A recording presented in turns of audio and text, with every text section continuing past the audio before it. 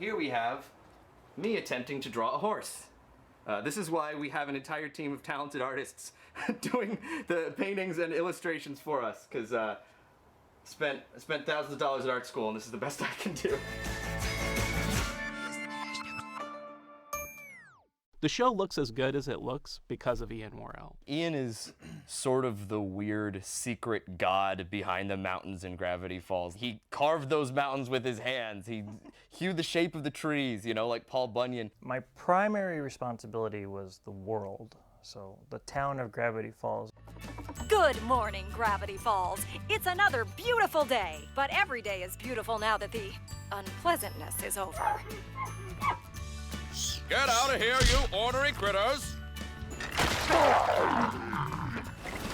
Ah, good as new. Ian was primarily in charge of like fleshing out the Mystery Shack. The Mystery Shack, like the grounds around the Mystery Shack, like that was a work in progress from day one. Mystery Shack is this weird mixture between this old ship captain's cabin that me and my family stayed in this one time, and this old Victorian house that used to be a rec center that I would go to after school when I was a kid, and something I've seen in some books and something from some movies. Like, it's all these specific things, and I want it to feel like what I imagined the Santa Cruz Mystery Spot to look like, because when I was a kid I would see those bumper stickers, what is the Santa Cruz Mystery Spot? So it's like this mixture between things I felt, things I saw, and there was just this emotion that it gave me, and I didn't know how to communicate that.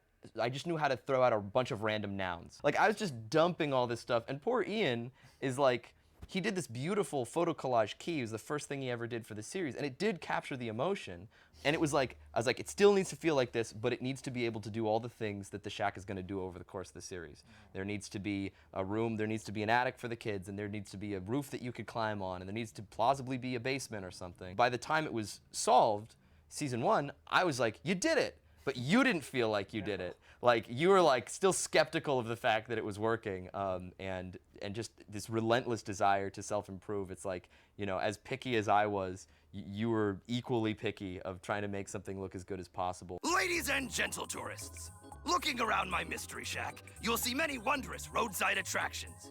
Be amazed at the only known photo of a horse riding another horse.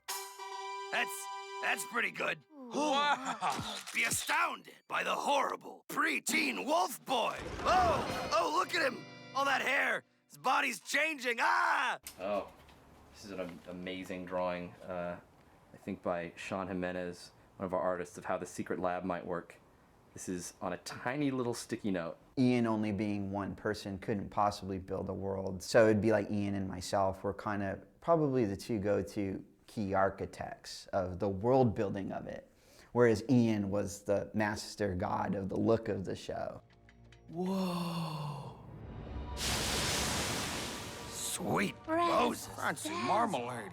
These plants look all Jurassic-y. Dipper goes into Grunkle Stan's bedroom, so I had the assignment of figuring out what the bedroom looked like. And that was important because, like, that was Grunkle Stan's room. And I knew that Alex and Ian were going to be particular about it, and every single stitch of that environment should sort of say something about Stan's character. So that's the story stuff. That's where I felt proud that I understood the nature of who he was, even though I was a background designer. All right, Grunkle Stan, where did you hide that card? That scene is probably that fast, you know? But it was very important for us to put that information in there, because even though it's on screen for a short period of time, it's completely full of information. Nothing. Ew. And then there's kind of set decorating, and every single piece of visual information on Gravity Falls is carefully thought about. And we were the ones that were thinking about it. My job as the prop designer was just to design everything that the characters interact with that's animated. So like all the things they sell in the Mystery Shack, like the Stan bobblehead, or the cars, like boats, you name it. Like the golf cart, like just everything that's animated in the show that's not a character is what I was responsible for. And I will have a grappling hook! Yes! Wouldn't you rather have, like, a doll or something? fishing hook. The one thing I'm the most proud of is definitely the journal. That's like the kind of the biggest thing I did.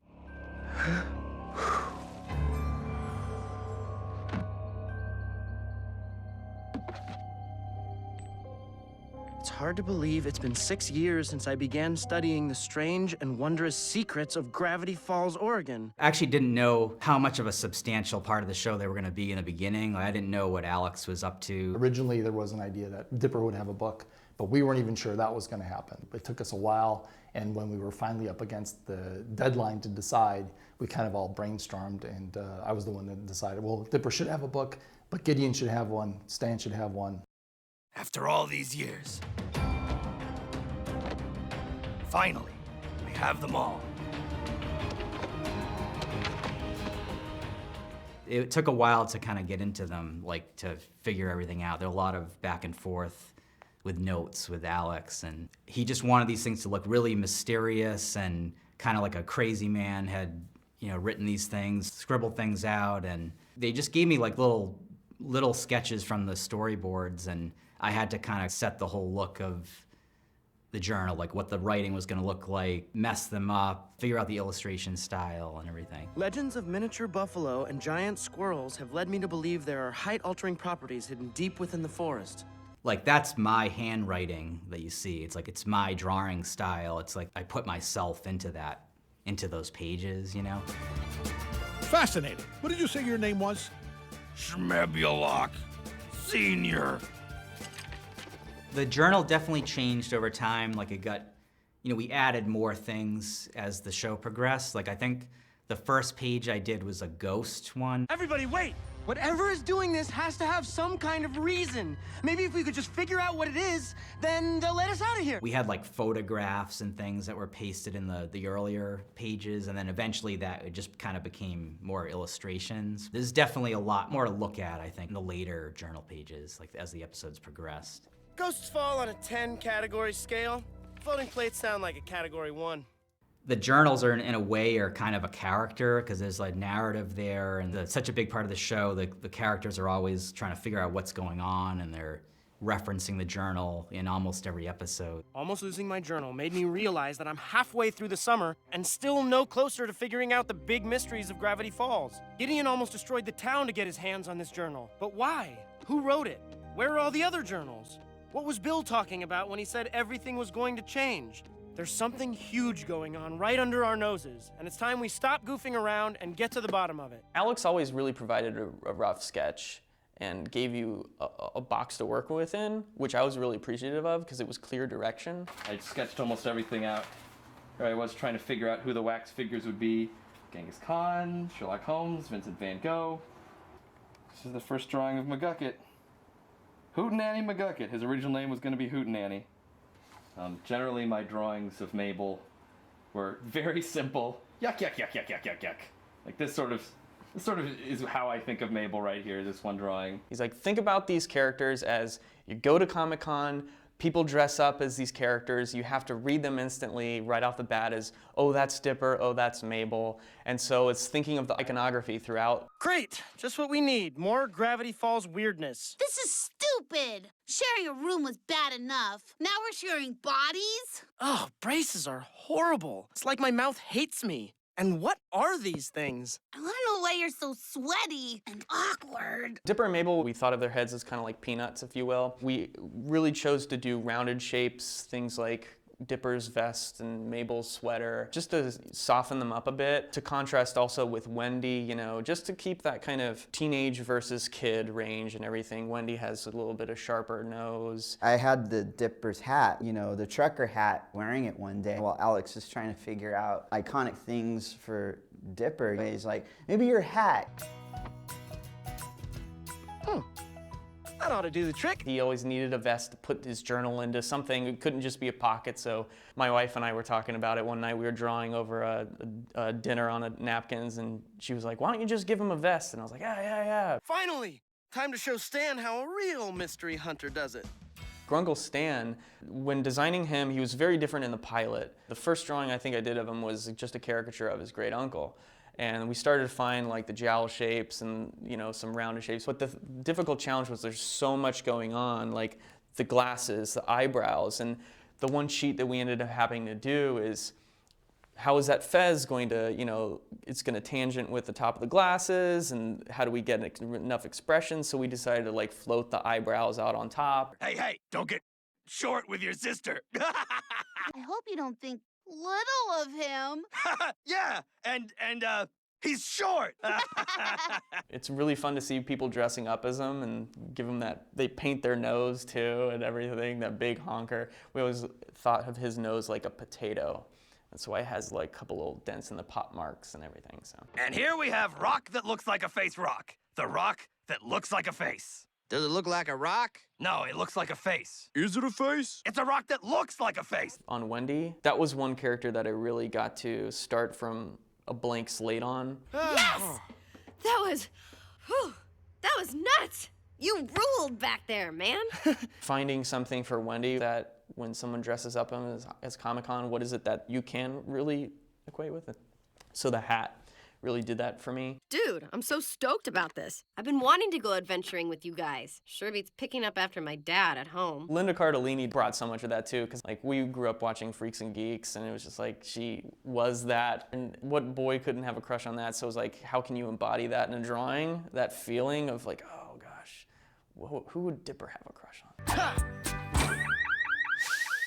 Jackpot! High five. Don't leave me hanging.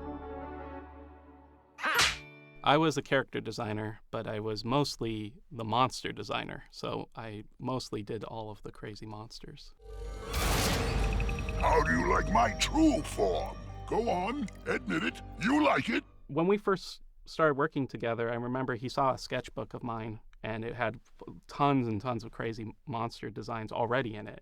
And he was like, yeah, we're going to use all of this. And he always was preparing me, like, I want the weirdest stuff. I want the most intense stuff. And so I just pushed myself. Like that thing there.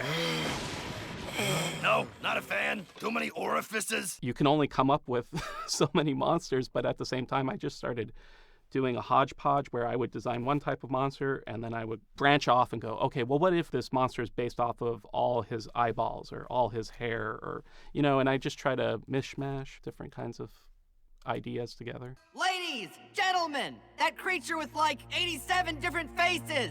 88 different faces! Whoa, sorry, touchy subject. Doing the Bill Cipher scenes were probably my best work.